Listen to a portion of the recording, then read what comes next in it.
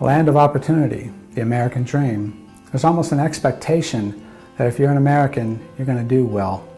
The reality is, for far too many of our neighbors, that things like disabilities, health problems, having skills that are of little value in the marketplace are going to set you back. It make a daily struggle to try to survive.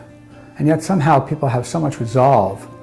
I'd like you to listen to the stories of some of the people that we've talked to, people that have been with us in the agency, people that have made it, people that have struggled. We don't give them an opportunity to talk much. We don't listen to them enough. We could learn something from them. We could also make our community a better place if we understood their circumstances. CACLB is one agency, but it has 12, 13 programs that can assist you in many ways. There's moments in your life that we strive on knowing that we're going to get better.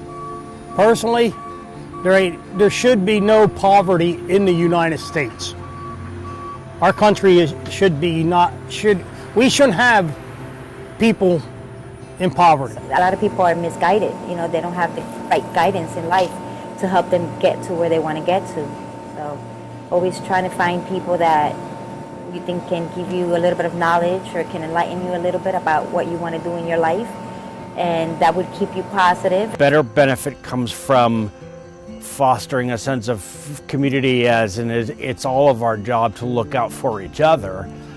I don't consider us lazy. I mean, I've worked ever since I was 16, sometimes 3 different jobs in order to feed our family. I feel very fortunate. I feel like a rich man to be able to go out the door and work, you know, and pick up a few extra bucks for everything. And I feel even more like a wealthy man, like to have this kind of program take place. Our house looks like so much nicer. I think what they need to know is that they most of the times don't choose to be poor. You know, I don't think anybody grow up to say, hey, I want to be a poor person when I grow up. I think it's just circumstances in people's lives that drive them to, or keep them to be poor. And they don't want to be poor. They don't want to be looked down upon. They want to succeed. Most people do. Well, I can tell you I was poor because when I was born in Puerto Rico, and it was so hard. I have 3 kids, and my second son is disabled, and he wasn't getting enough in school for what therapies that he needs. So I was looking for, you know, something better for them and for us as a family. So I decided to move to United States, and then, but I was by myself with my kids, you know.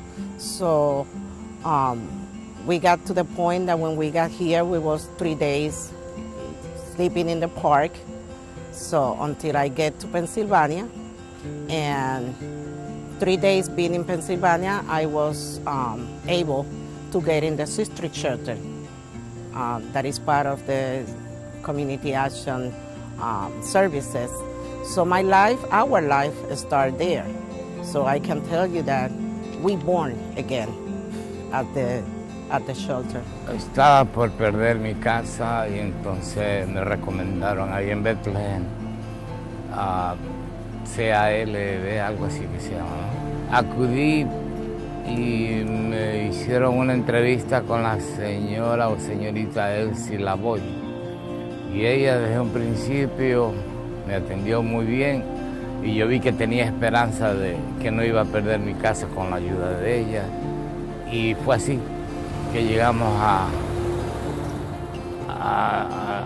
no perder mi casa, con toda la ayuda que me dio ella, y por supuesto la organización también, que sirve mucho para la comunidad. It's heart-wrenching, it's frustrating, it's sad when we live in one of the richest countries in the world, and there are people like myself right now who are fighting every single day to find a job, fighting every single day to put food on the table, fighting every single day to just exist, and society doesn't see what we are going through and don't feel what we feel, and they automatically pass judgment, and I think that's very wrong. The programs that Community Action offers are really useful for the community, and particularly for me. Around 7 years ago, I took the How to Start Your Business class, and I was really supported. I felt that I had somebody on my side. I had the opportunity to learn directly from the experts, those elements that I didn't know coming from Mexico. What people should know that have never been poor in their life, just don't judge people. I think that's the most important thing. Don't look at someone and value them based on their income or based on their net worth. Don't be afraid to ask for help, because there's so many people out there. Like, I personally have been helped so much by people from the 6th Street shelter, to the point where now I'm able to graduate from nursing school. And prior to that, I didn't see myself going to nursing school. So I was so overwhelmed with my life. And coming to Christine and Miss Robbie and everybody here, they helped me just kind of like balance and structure my life and start to see possibilities in other things and areas of my life. I was on the verge of losing my house and everything before all this happened. I went from, you know, one truck and one lawnmower to 10 trucks, 20 lawnmowers. It's busy. It's as much as there's as much work out there as I want. The possibilities are endless for what I have. Without these guys, I would be homeless. Without the rising tide in community, I would legitimately be homeless. And I really, like I said, I have very little debt. All my stuff, I practically own everything. I don't go beyond my means. The community actions of the Lehigh Valley are helpful. My goodness, I started off helping family members and lost my home because of it. And really, I was sleeping, me and my 10-year-old were sleeping out of the van that his father had left when he went to jail, which was another bad decision in my life, but you know, I'm moving forward. And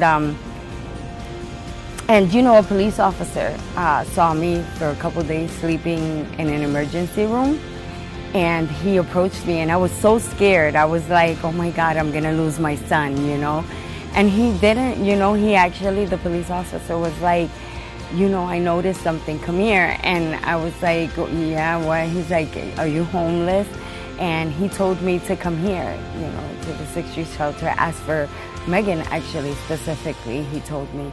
And I did, and by the next day, they placed me in here, and they said the rules, and, you know, once you follow them, you might not think that they're watching, but they are. And that's how I got into this program.